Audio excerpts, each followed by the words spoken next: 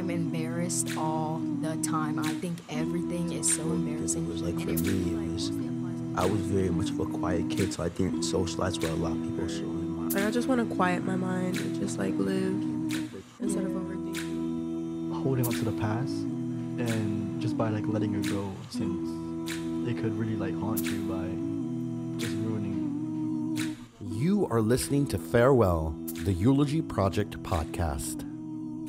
I'm Dr. Scott Conti. Welcome to Farewell, the Eulogy podcast. If you folks could introduce yourselves. My name is Taylor. My name is Sahan. My name's Issa. Isa, or Tink for Tinkerbell. Yeah.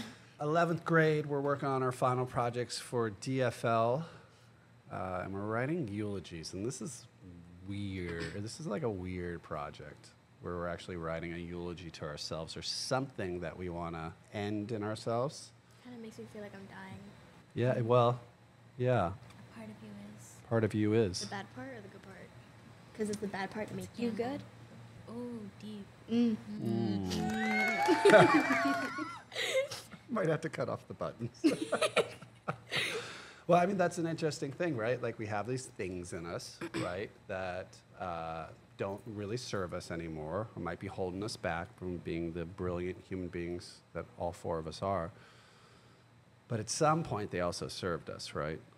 You know, and sometimes we do things that maybe aren't smart, but they keep us safe, right? And I've heard this analogy before about, like, does anybody know anybody who, like, drinks a little too much? Family members? Yeah.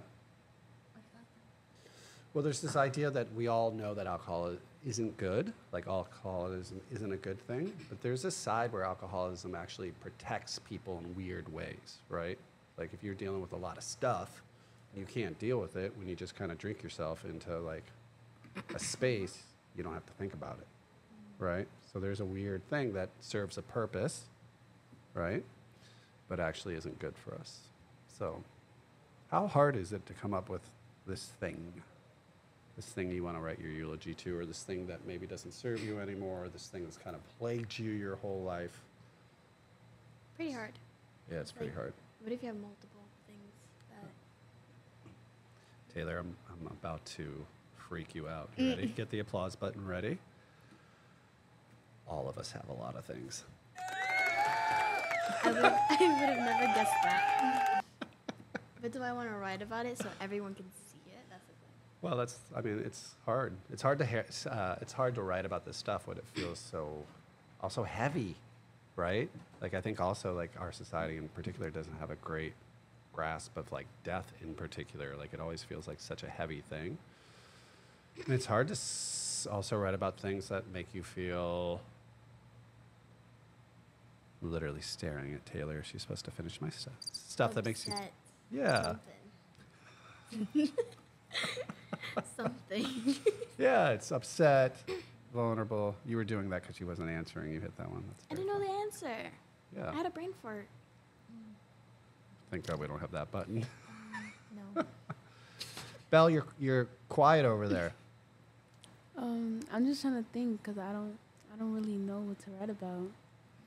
Well, can we talk about maybe a thing or a few things in your own lives that it's been a struggle? I mean, I shared this earlier when I did the podcast with Farb and Emily and Mina, was that there's this gulf, not the sport, but there's always was a space for me between my high expectations for myself and my reality, right? So especially last podcast, I talked about being a college soccer player, right? And I thought I was supposed to be this type of player, and I was this type of player. And to get to this type of player, a higher level player, you got to work really hard. But because I saw the gulf, the space in between, I would get really upset with myself, and then I would shut down.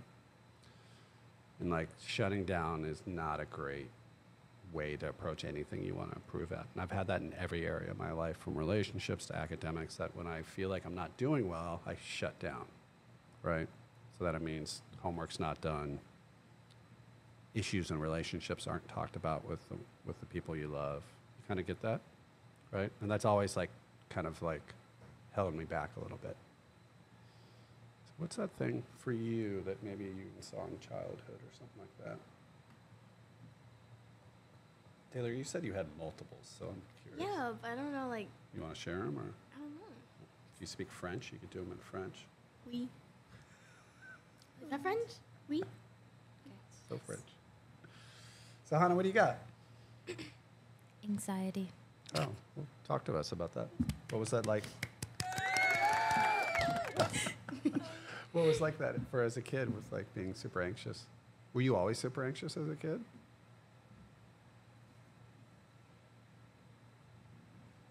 Or did it like pop in later?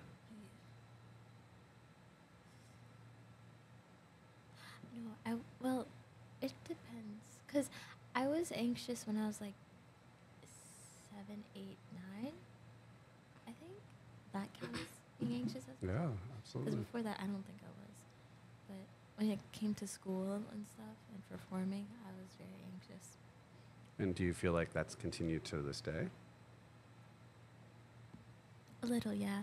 It's gotten much better though. I'm not as anxious, but I'm still pretty anxious when it comes to my academics and such, and my performance. And there was probably a bad side of that anxiety, and was there ever a good side of that anxiety? Bad side would be my heart racing and like panicking with certain things. Like, what could I use? Like certain subjects, I would be really scared to go to them, but because I was so anxious about my performance with them, it would push me to like try and go above and beyond to be better at them. So, Yeah, that's I interesting. could. Yeah, that's the interesting thing about anxiety. It actually can push us forward a little bit. Why'd you get better? Or how? Ooh. Okay. I gotta think. Could use any other button. Oh no, just keep using that button. It's perfect. Oh, that's a nice one. Okay. What made me better? Ooh. Or how did you get better? Or It's a how? good question. I started talking about it more instead of just keeping the anxiety to myself and like letting it build up. I started like speaking to my mom about it and journaling more. Ooh, what else? I think that's about it. And try not to think about it as much.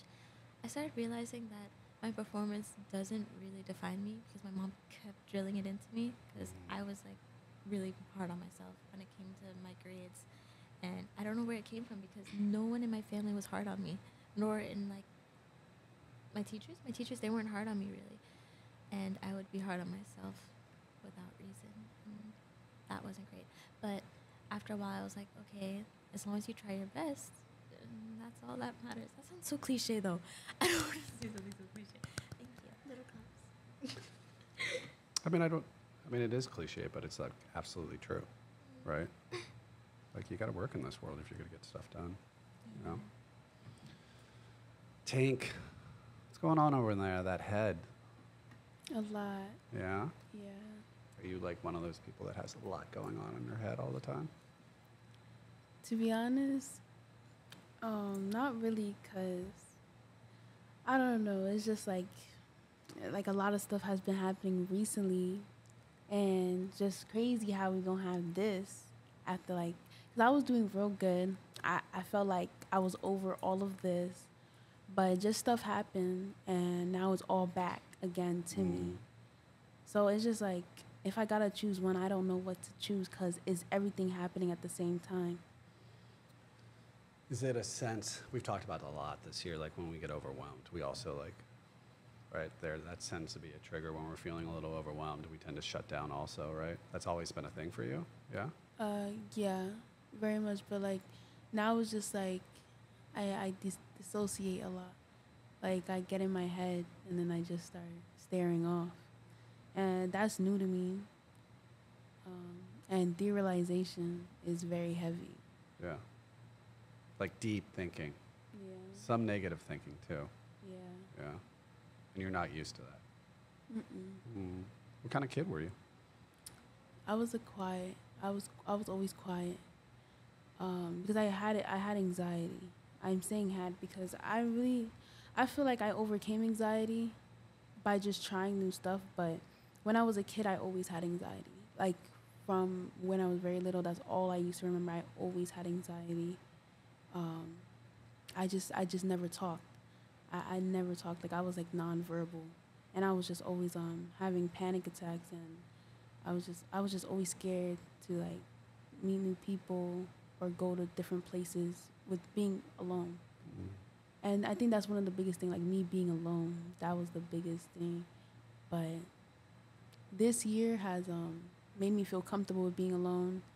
And last year I tried a bunch of new stuff, so I'm good off anxiety. Like, but that anxiety was like my whole childhood. Like, that was my whole childhood. But I'm good with anxiety now.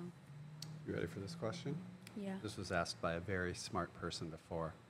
How did you get? Remember who asked that question? How'd you get over the anxiety?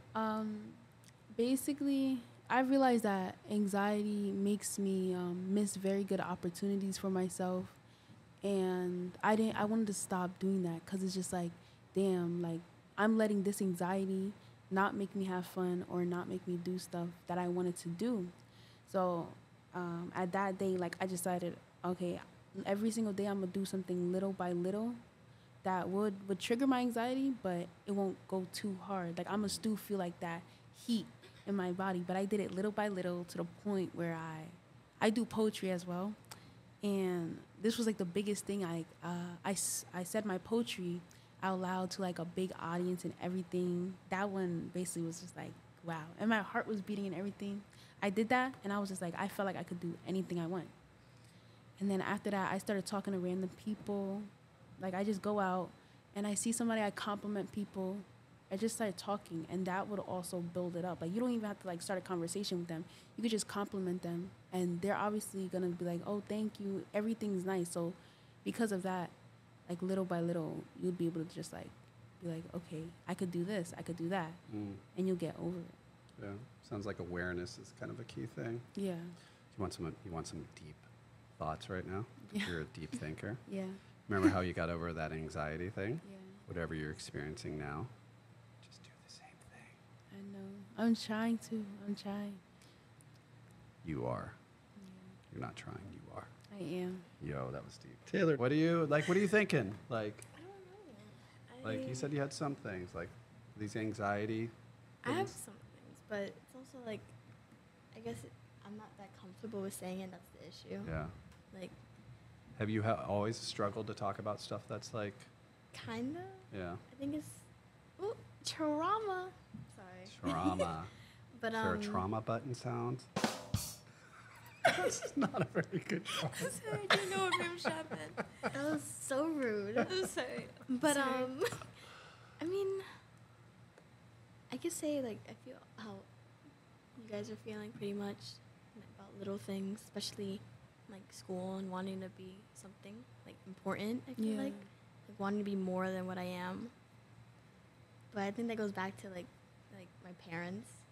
'Cause they always like dig in the fact that like, oh, they didn't go to college and that stuff. And Does that feel like pressure, or does that feel like?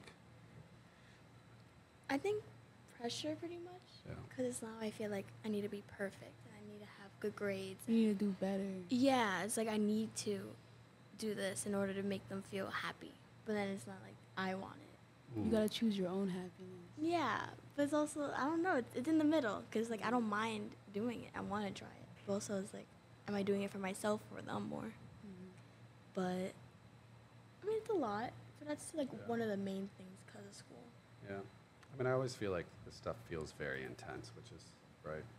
Like we talk about openings and closing. Like at some point you can realize when you're opening and closing, right? So like the stuff, this negative stuff closes you down a little bit, right? Pressures from the parents, anxiety yourself. And that always is like, unless you really have to protect yourself, it's not a thing. I cannot wait to read your eulogies. I'm Dr. Scott Conti, founding principal of New Design High School. Say goodbye, everyone. Bye-bye. Bye. This has been Farewell, the Eulogy Podcast.